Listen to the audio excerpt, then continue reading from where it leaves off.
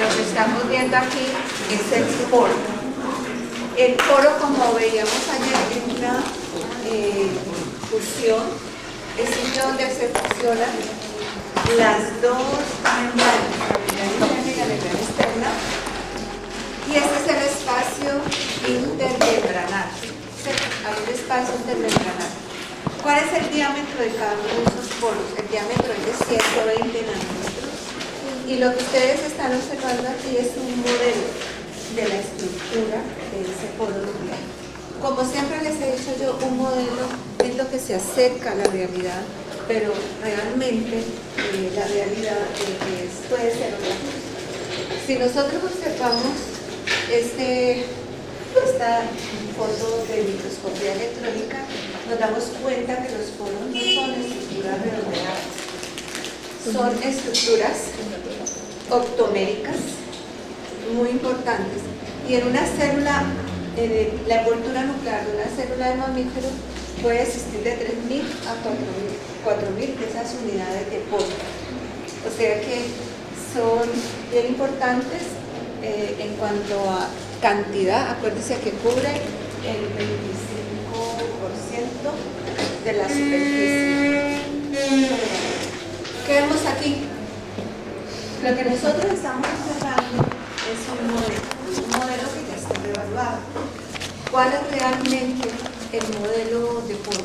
Lo que se dice es que está formado de dos anillos. Un anillo en la cara externa, es decir, que da contacto con el citoplasma, y un anillo en la cara interna. Ambos anillos están formados por proteínas, 4 unidades de proteínas afuera y 4 unidades de proteínas adentro. Las proteínas que están en el exterior, es decir, en contacto con el citoplasma, son proteínas que terminan en unos filamentos, como ustedes están observando aquí, en unos filamentos. Mientras que las proteínas que están en contacto con el núcleo terminan en unos filamentos unidos con una estructura anular. Esto es lo que se le da el aspecto de una cesta o canasto. Se llama el canasto, esos de paja que venden por ahí, una cesta, es la estructura de ese poro nuclear en contacto con el núcleo. Esto es se pensaba que era una proteína, ¿cierto? Pero realmente no es una proteína, no es un anillo como lo escribían que era una proteína que tenía la capacidad de expandirse como un fuego, sino que cuando se describió este anillo, lo que estaba pasando por aquí era una molécula, una sustancia. Entonces, cuando se ideó el modelo, le hicieron parte de la estructura, pero realmente esta es una proteína que está tratando de entrar del citoplasma al núcleo. Entonces, ese anillo central ya no es válido en la revisión nueva o las nuevas, pues, esto lo reevalúan cada rato, como yo les dije, en biología no siempre es 2 más 2, 4, todos los días cambia, varía, etc. Bueno, ¿para qué sirve los poros nucleares? Como ya habíamos visto, son los sitios de entrada o salida de material, o sea que son los sitios de intercambio nucleocitoplasmático o en sentido inverso, ¿cierto? Entonces, por allí, por los poros, se hace el intercambio de sustancias entre núcleo y citoplasma o de citoplasma a núcleo. ¿Ya? Entonces, esa es la forma como se transportan los materiales. El transporte a través de los poros se hace por 2 tipos de transporte. Por difusión pasiva, es un método que no requiere energía, o sea que este no requiere energía, y por un transporte dependiente de energía. ¿Cuál es la diferencia entre uno y otro? Por difusión pasiva pasan pequeñas moléculas, pero ¿a qué le llamamos pequeñas moléculas? Pequeñas moléculas las llamamos a menores de 40 kilodaltons, ¿cierto? O sea, esto es lo que llamamos moléculas pequeñas.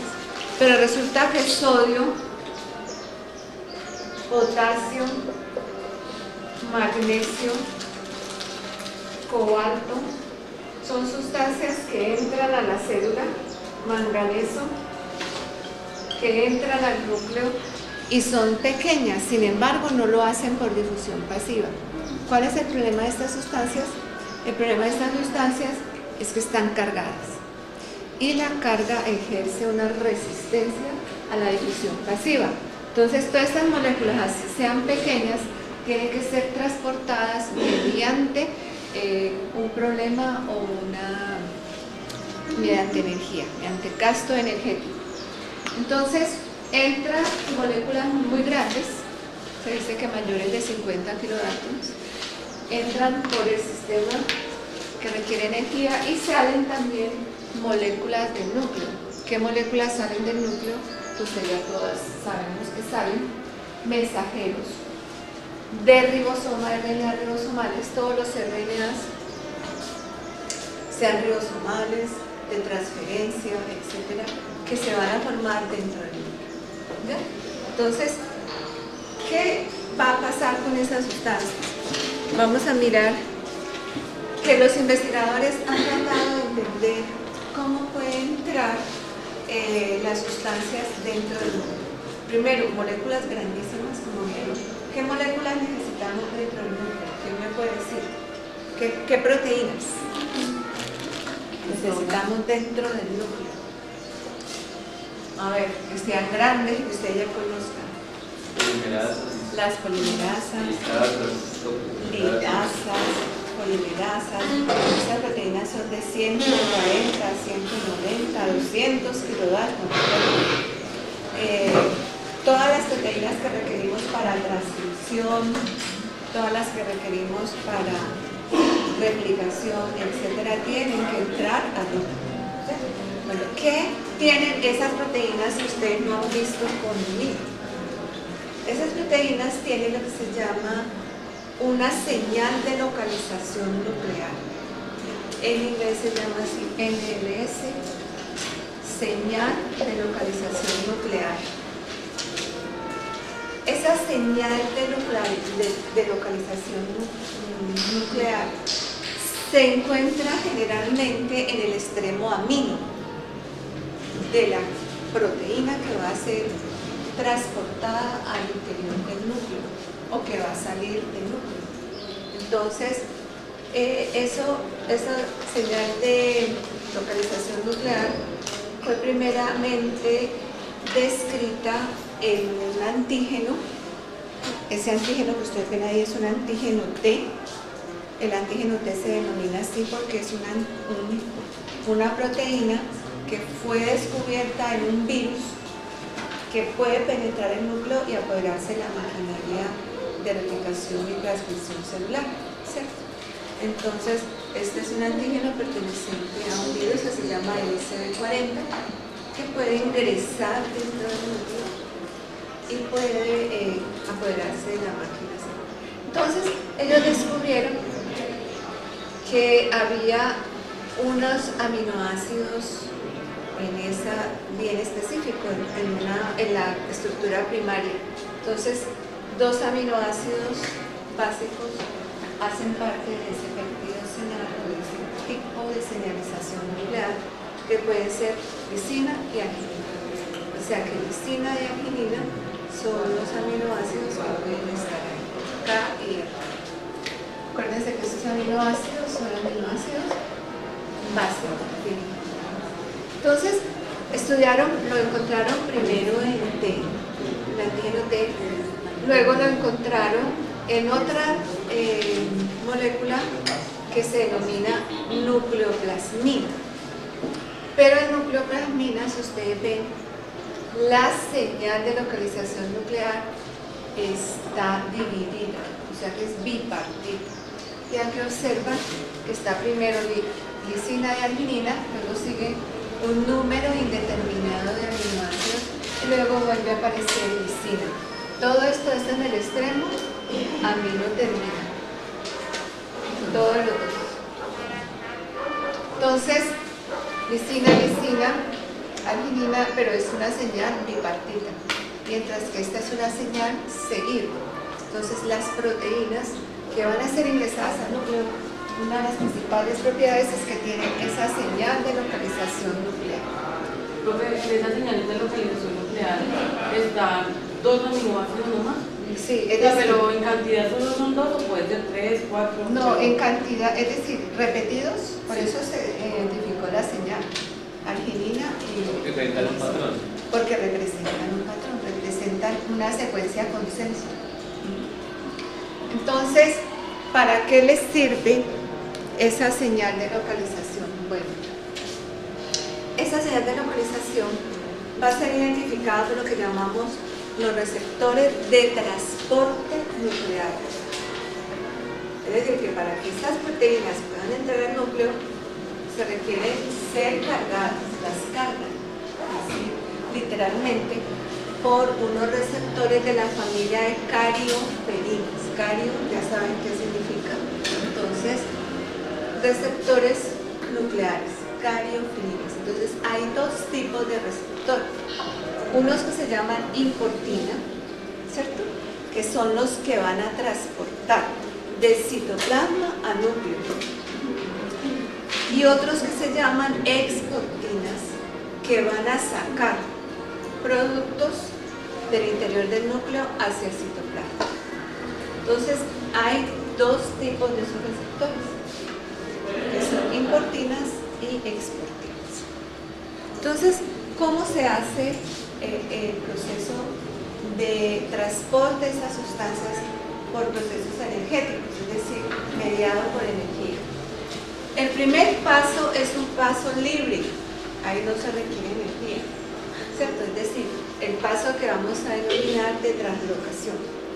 ¿Qué quiere decir? Que la proteína que va a ser ingresada al núcleo tiene ese péptido, y ese péptido es reconocido por la importina, como ustedes ven aquí. La importina tiene 2 unidades y con una de ellas, es decir, es reconocida por una de sus 2 unidades y llevada hasta los filamentos del anillo externo. Esto no requiere energía, ¿cierto?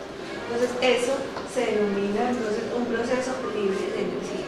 ¿Dónde vamos a necesitar energía? Cuando va a ser internalizada al núcleo. ¿Y quién nos va a ayudar en ese proceso? Nos va a ayudar una proteína que se llama RAM. RAM es igual, pertenece a una de las familias de las proteínas más grandes que existe, que se llama RAS. Una pregunta, sí. El péptido que se acaba de hablar, que lleva hasta los filamentos de la parte del citoplasma, ¿ese péptido viene del otro lado de la célula o es la parte NLS de la proteína? No, el péptido celular, o sea, de localización nuclear, está incluido en la proteína que va a ser internalizada, hace parte de su secuencia primaria. Si no, no pudiera ser internalizada. Bueno, RAM pertenece a una familia de proteínas, RAS, que son de la familia GTPase, igual que hemos visto. O sea, que RAM es una proteína que tiene un dominio de unión a GTP. Y lo mismo hemos dicho, que si la proteína está cargada con GTP, al hidrolizarse, toda su estructura terciaria y cuaternaria va a cambiar por el solo hecho de que se hidroliza esa molécula. Entonces, ¿cómo se hace este transporte? Vamos a explicarlo muy bien aquí. Entonces, la proteína que va a ser internalizada es llevada a los anillos, ¿cierto? Y luego, para poder pasar por aquí, ya dentro del núcleo, ella pasa con todo, con su importina y la proteína pegada a la importina, dentro del núcleo, escogida por RAM-GTP. Aquí. El RAM-GTP la agarra, y una vez la agarra, RAM-GTP se desprende la importina y libera la proteína. Ahora, ¿qué sale? Sale RAM-GTP completito. y es afuera, en el citoplasma, donde ocurre la hidrólisis de RAN-GTP. Entonces, ¿dónde tenemos RAN-GTP? RAN-GTP la tenemos dentro del núcleo. ¿Ya? Y luego que permite que se suelte la proteína, ahora sí sale, y es en el núcleo donde es liberada, y una vez liberada, pues entonces ya queda la importina suelta para volver otra vez a ser utilizada en el proceso. ¿Ya?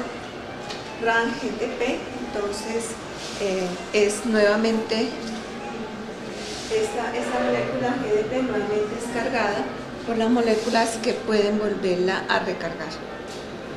El proceso está aquí descrito paso por paso. La molécula entonces lo primero que hace, si ustedes observan ahí, es reconocida por su receptor. Lo primero que se hace es que es reconocida por el receptor. El complejo receptor proteína ser internalizada, entonces es llevada hacia los poros nucleares a los filamentos citoplasmáticos, como están observando. Mediante la unión de proteínas, entonces el complejo es translocado al interior del núcleo. En el lado del poro del complejo, entonces se rompe la secuencia, se une a RAN-GTP y la importina queda liberada y luego vuelve y sale y es desfosforilada o es hidrolizada afuera. En este caso, el transporte que deriva, o sea, el que dirige el flujo, es la concentración, más que la energía, es la concentración de RAN-GTP sobre RAN-GDP. Entonces, si esta relación RAN-GTP, RAN-GDP, más que un proceso energético, es un proceso de concentración, es mayor a 1, la sustancia está entrando, es la que dirige el flujo, ¿ya? Es la concentración de esta sustancia. Y si es menor a 1, la sustancia no está entrando, sino que está saliendo. Entonces, no es solamente el hecho de que se hidrolice, sino la concentración. ¿Ya? Entonces, si es menor a 1, es exportación. Si es mayor a 1, es importación. Entonces, fíjense que el papel ahí realmente de RAN-GTP no es el hecho de que hidrolice o no hidrolice y que aporte la energía, sino que gran cantidad de esta sustancia va a estar dentro o va a estar fuera del núcleo. ¿Ok? Bueno, eso es lo que llamamos entonces transporte de citoplasma al núcleo. Ahora, ¿cómo la sacamos? O sea, ¿cómo se hace la exportación? Sustancias que tienen que ser exportadas. Así como hay una señalización de localización nuclear que la entra, hay una señal de exportación nuclear. Y la proteína o el compuesto que va a ser sacado del núcleo tiene esa señal que se llama NES. En este caso ya no es NS, sino NES.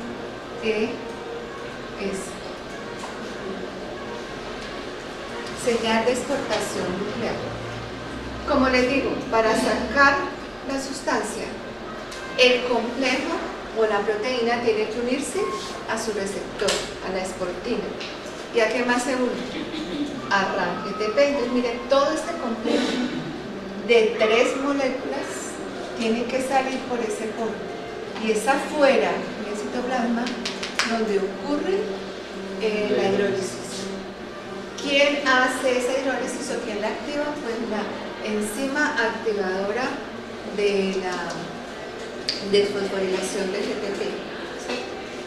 Entonces, eso es lo que hace que la sustancia se pueda salir. ¿Qué sale del núcleo? ¿Qué sale del núcleo? Pues que nosotros sepamos ya. Miren, esto sale del núcleo. Esto que está aquí se denomina el esplesiosoma. ¿Para qué es que requerimos el esplesiosoma? ¿Ah? ¿Para qué? Para romper qué. ¿Para qué necesitamos esplesiosoma? Esta es la maquinaria de esplesiosoma. Para la lámina nuclear. ¿La qué? ¿Para qué se usa el esplesiosoma? Jovencitos, esto ya debe estar así en ese cerebro, así. ¿Qué es el esplesiosoma? ¿Quién me dice?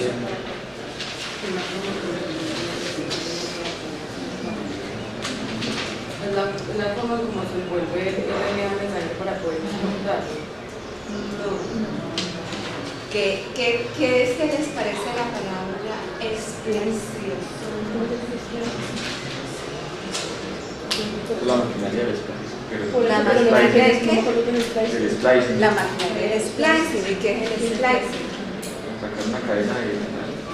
¿Qué es el splicing? Estamos repasando. ¿Corta de qué? De intrones y empalme de exones. Recuerden que esa es la traducción literal de splicing. ¿Sí? Corte de intrones y unión de exones. Entonces, si ustedes recuerdan, esas son moléculas que tienen una estructura de pequeñas moléculas de RNA y proteínas. Recuerdan que eran la UP, U2, ¿ok? ¿O qué más?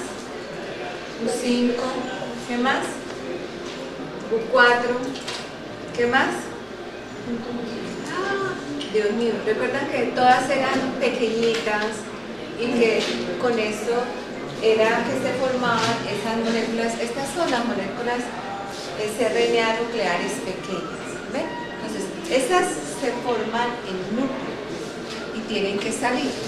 Ellas salen y ese es el citoplasma donde se une a la U1, a la U2, a la U3, a la U4, a la U5, a la U6 para formar el esplesiosoma y ya es el complejo el que entra. Así ven que es una máquina muy grande y por eso alguien pensó que ese anillo central era esto. Ya lo van a ver, si es que lo tengo por aquí, creo, o no lo traigo. Entonces, esta es una maquinaria que se hace mitad en núcleo y mitad en citoplasma y luego ya complejada en el citoplasma vuelve y entra para hacer su labor de cortar los intrones y empalmar los exones. Entonces, ese es el mecanismo combinado, una sustancia que sale y una sustancia mucho mayor, más grande que entra. Muy bien. ¿Para qué le sirve entonces el núcleo como aceite? Entonces, ya están viendo que el núcleo le sirve a una célula y sobre todo su envoltura nuclear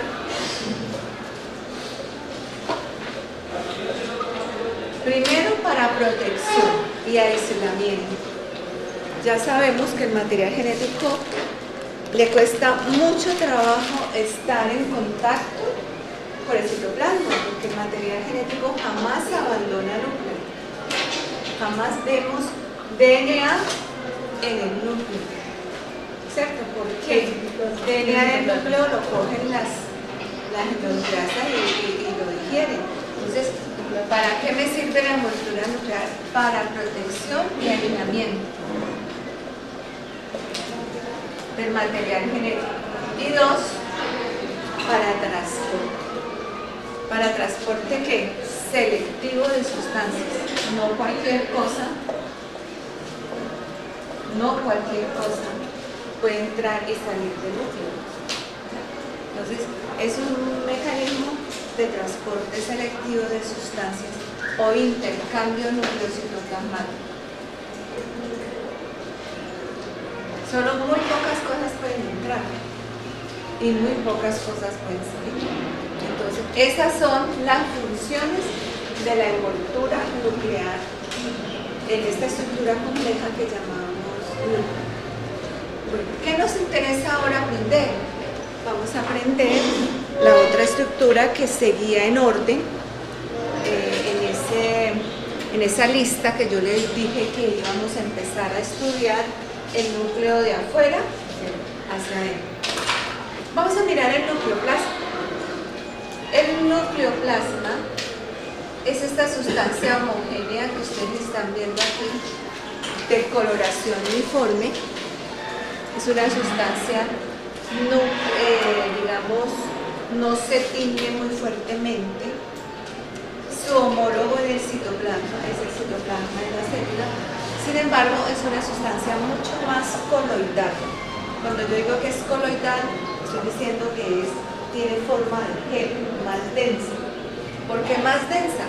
Porque es que en ella se encuentran las otras estructuras que vamos a ver, que es la cromatina, nucleolo, etcétera, que le hacen ser una estructura mucho más grande. Entonces, ¿cuál es el principal componente del nucleoplasma? Es el agua. El agua.